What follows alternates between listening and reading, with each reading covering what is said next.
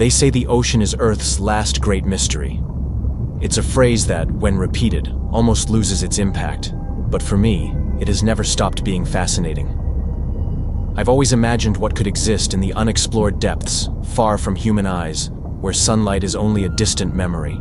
This curiosity wasn't just theoretical or a pastime. It was a driving force, a silent obsession that grew since childhood, fueled by books about marine exploration, documentaries about abyssal creatures, and the desire to witness what no one else had ever seen. However, even this long journey of fascination couldn't prepare me for what I experienced when I finally descended into the abyss of the Mariana Trench. I remember the feeling the first time I looked through the small window of the submersible, watching sunlight gradually disappear. The vibrant blue of the Pacific Ocean gave way to a deeper tone, a haunting transition. With every meter we descended, the world we knew was left behind, replaced by an increasing darkness that seemed to swallow us whole. The sound of the abyssal, Voyager's engine, which at first felt reassuring, started to take on a more sinister tone as we ventured further. Every vibration, every tiny noise echoed inside the cabin, a reminder that we were moving further and further away from the safety of the surface. Then came the silence. Not ordinary silence, but something absolute, eerie. Below a certain depth, even the sound of the propellers faded away, as if absorbed by the crushing pressure around us. Looking around, I saw the expressions of the other crew members. Even the most experienced seemed different, their faces tense, perhaps from the lack of auditory reference, or perhaps from the magnitude of what we were facing. In that moment, I realized how small and insignificant I truly felt, like a particle lost in a vast and inexplicable universe. I forced myself to focus on the tasks at hand, monitoring the instruments, recording readings, checking hull stability, anything to distract my mind from the enormity of what surrounded us. But it was impossible to ignore completely. There was something oppressive about that darkness. It wasn't just the absence of light, it was the feeling that we were being watched, that something was aware of our presence. The deeper we descended, the more evident it became that we were entering a world that didn't belong to us. The pressure around us was immense, something that could destroy anything not specifically designed to withstand it. And yet, we knew life existed there. Bioluminescent creatures began to appear on the monitors, their bodies emitting their own light in a strange and alien display. Still, these tiny sparks of life seemed insignificant compared to the void surrounding them. It was like looking at distant stars in an endless sky, a beauty that couldn't mask the discomfort of being so isolated. Part of me tried to rationalize what I was feeling. After all, I was just reacting to the unknown, to the breaking of everything familiar. But another part resisted those explanations. It wasn't just the environment. It was the idea that we were descending into something far older than anything, on the surface. A place that had existed before us, and would continue to exist long after. As I watched the sensor data and monitors, I noticed the readings were subtly changing, almost imperceptibly. Temperatures fluctuating slightly, unexpected densities in the water around us. Small deviations, but enough to make me question. I reported it to the commander, but he simply nodded as if it were normal. Perhaps it was. Perhaps it was just the natural peculiarities of such an extreme environment. Even so, part of me couldn't accept that as a sufficient explanation. As we descended deeper, a new sensation began to take hold. It was hard to define, almost like a psychological pressure accompanying the physical one. It wasn't just the literal weight of the water around us, but an oppressive presence that seemed to grow with every kilometer. I tried to push those thoughts aside, reminding myself that I was here by choice, that this was an opportunity to make history, to explore what no one else ever had. But even that logic felt insufficient. Something in the darkness seemed to resist our presence, as if we weren't welcome. I remembered stories I had read about other explorers, people who ventured into inhospitable territories and reported similar experiences. I had always considered those accounts to be somewhat exaggerated, attempts to romanticize the unknown. Now, however, I wasn't so sure. I was beginning to understand how the unknown could inspire both fascination and fear. In a place so far removed from everything we knew, it was impossible not to feel that the rules were different. The boundaries between science and superstition seemed to blur. As we continued, I wondered if this was how others felt when crossing invisible boundaries. Explorers gazing into vast deserts, mountaineers climbing peaks that seemed unattainable, astronauts looking at Earth from an extreme distance. I had always wanted to believe that human curiosity was greater than fear. But now, in this endless descent, I wondered if fear was just another form of respect, a way of acknowledging the unknown for what it truly was.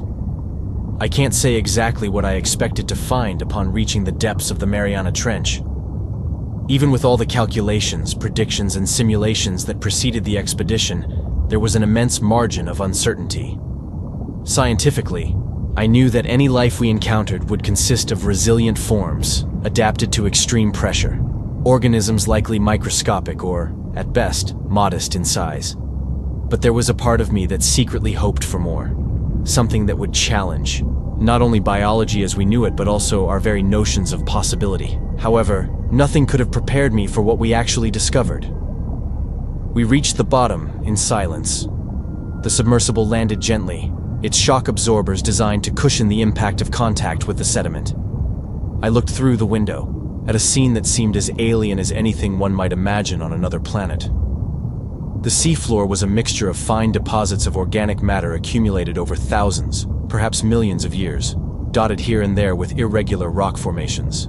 The environment was unchangeably dark, but the submersible's light revealed details that contradicted the idea of an abyssal desert. There was movement.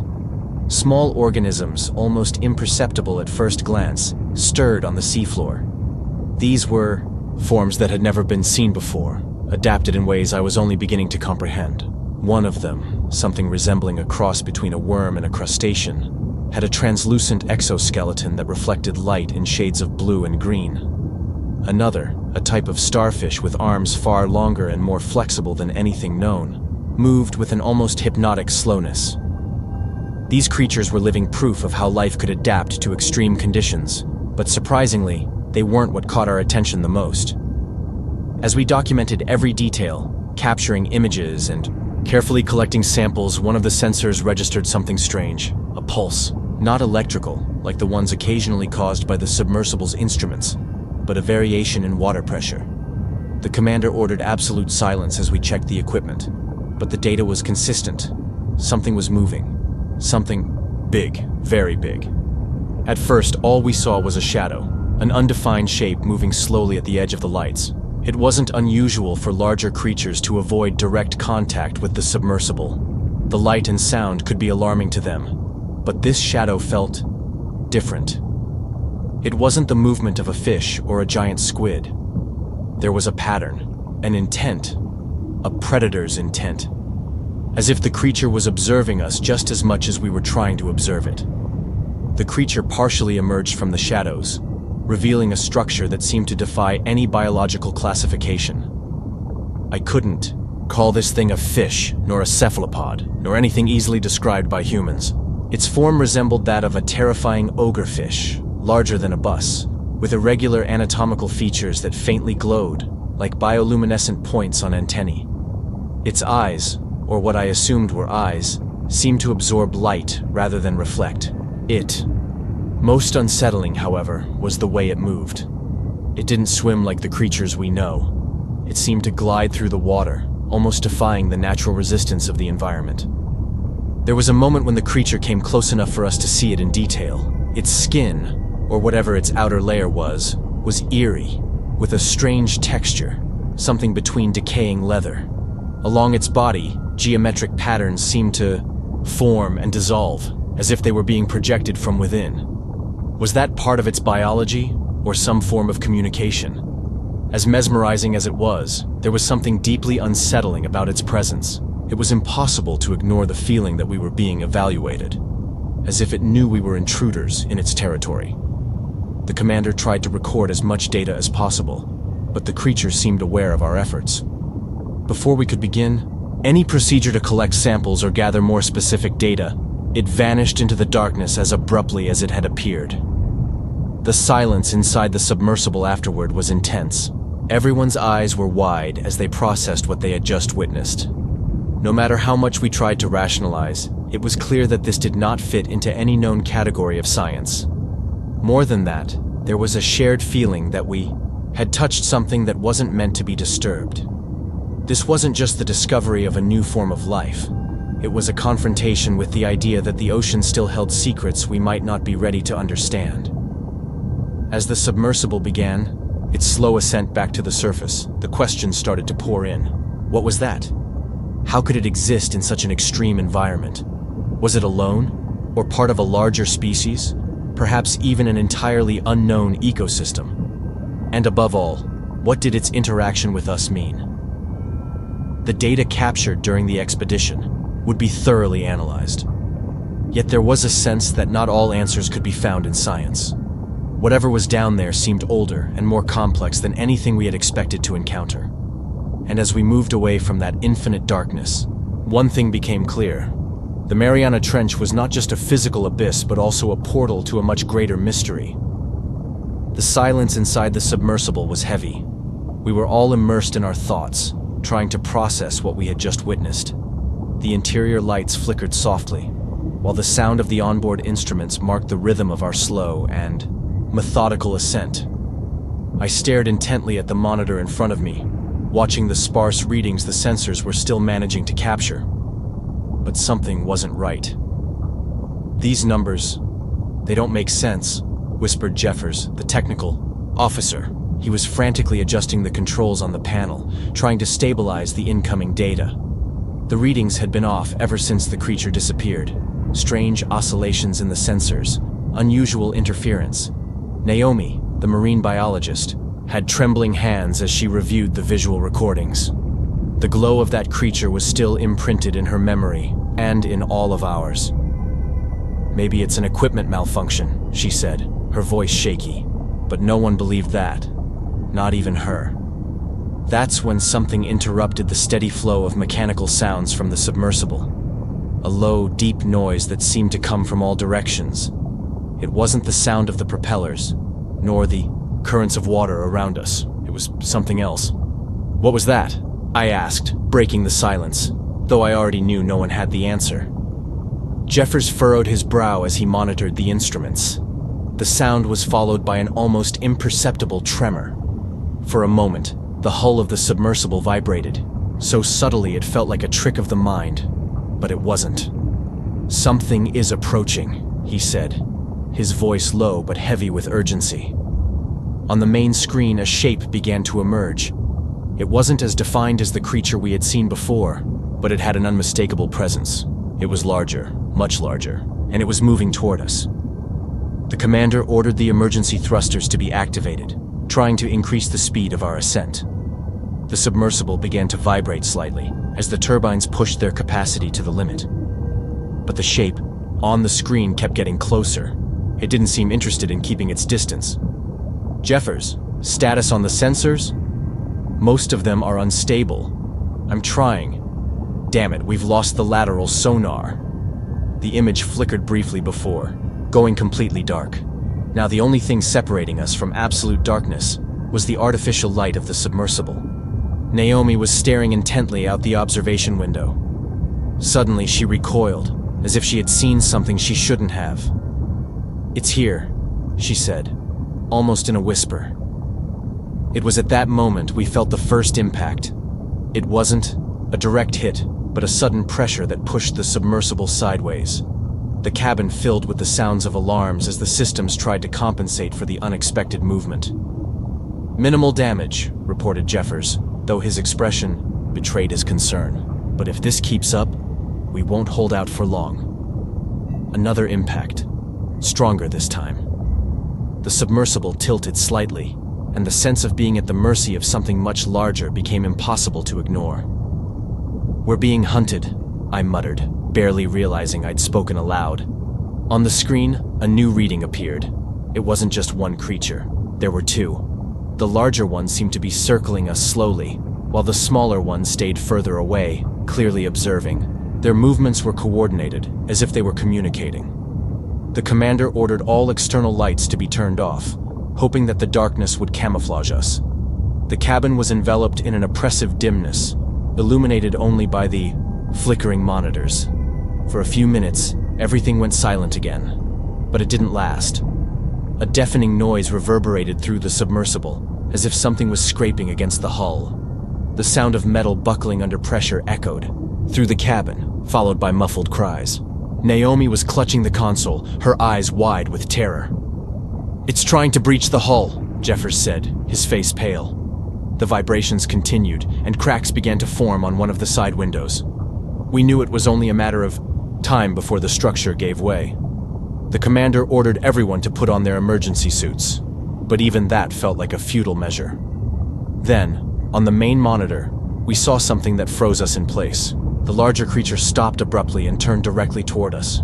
Its eyes glowed faintly, and for a moment it seemed to be studying us. The second attack was devastating. We felt the submersible being shoved with immense force, spinning uncontrollably. Loose objects in the cabin flew from side to side as alarms blared. The sense of helplessness was overwhelming. Naomi began to sob quietly while Jeffers desperately tried to stabilize the systems. But we all knew there wasn't much more we could do. The creatures were closing in on us, and the abyss seemed determined to swallow us whole. On the monitor, the smaller creature approached, its massive silhouette filling the screen. It was so close we could see the details of its skin, the strange, pulsating patterns that seemed to move. It was almost hypnotic. But then, with frightening speed, it vanished from the screen, leaving us once again in darkness. "What's happening?" I asked, but no one answered. That's when we realized they hadn't left. They were just waiting. The quiet that followed was worse than the previous sounds. Each of us was trapped in our own anguish, waiting for the next move from the creatures. The internal lights of the submersible flickered, as if even the electrical systems were succumbing to the pressure of the moment. The main monitor remained blank, unable to process any useful data, but that didn't matter. We knew they were still there. We could feel it. The commander, who had remained composed up until then, seemed as rattled as the rest of us. His hand hovered over the control panel, hesitant. He knew that making the wrong decision could seal our fate. But doing nothing felt just as dangerous. Then the internal lights flickered more intensely and went out completely. We were left in utter darkness, except for the faint glow of the buttons on the monitor. "They know we're here. We're dead," Naomi shouted. She tried to reach for the emergency compartment. But before she could activate anything, another impact shook the Voyager. The hull groaned, and a crack appeared in the observation window. "Get her away from the window," I shouted, as Jeffers pulled her back, but we all knew it was just a matter of time. The creatures were testing us, waiting for the perfect moment to strike. On the monitor, one of the creatures began to pull away. For a brief moment, I felt relief. Maybe they had given up. But then, the largest one shot toward the submersible, its jaws wide open like an abyss. With the abyssal Voyager damaged at that moment and our chances of return decreasing by the second, a heavy silence filled the cabin. Each of us was fighting off panic. But we knew we had to do something, anything, to understand what we were facing. This is something we should never have encountered. Maybe it's not from here. Maybe these things are from somewhere beyond our world. Or worse, maybe they are from here, and we are the invaders. The cabin fell back into silence, except for the distant sound of something scraping against the hull. The feeling that we were intruders in a forbidden territory was impossible to ignore. Whatever they are, I concluded, looking at the monitor where the creature's shadows still moved. They don't want us leaving here alive. The final moments aboard the abyssal Voyager were a blur of panic, destruction, and a deathly silence. The crack in the window spread like a frozen lightning bolt, and we knew we didn't have much time. "Emergency thrusters are online," Jeffers shouted, trying to give us a chance. He activated the controls, and the submersible began to rise slowly. The pressure around us seemed to increase, as if the ocean itself were trying to crush us. The creatures didn't let us go. They advanced, surrounding the submersible with fluid and terrifying movements. The largest of the monsters dealt the final blow, biting into the hull with its enormous jaws. The sound of metal giving way under. Pressure was like an apocalyptic scream. It all happened too fast. The cabin lost its seal, and water began pouring in, cold and furious. Naomi screamed, but the sound was swallowed by the darkness of the ocean's depths. And then, silence. I don't know how long I drifted. When I woke up, I was in an escape capsule, floating near the surface. The red lights flickered faintly, and the cold still bit into my bones. Jeffers and Naomi weren't there.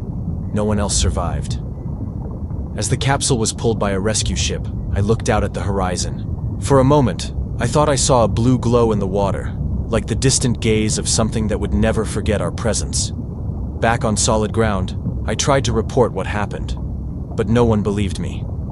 My superiors listened in silence, with expressionless faces. It was a failure of the equipment, they said. A tragic accident. The truth was buried with the abyss. But I know what I saw.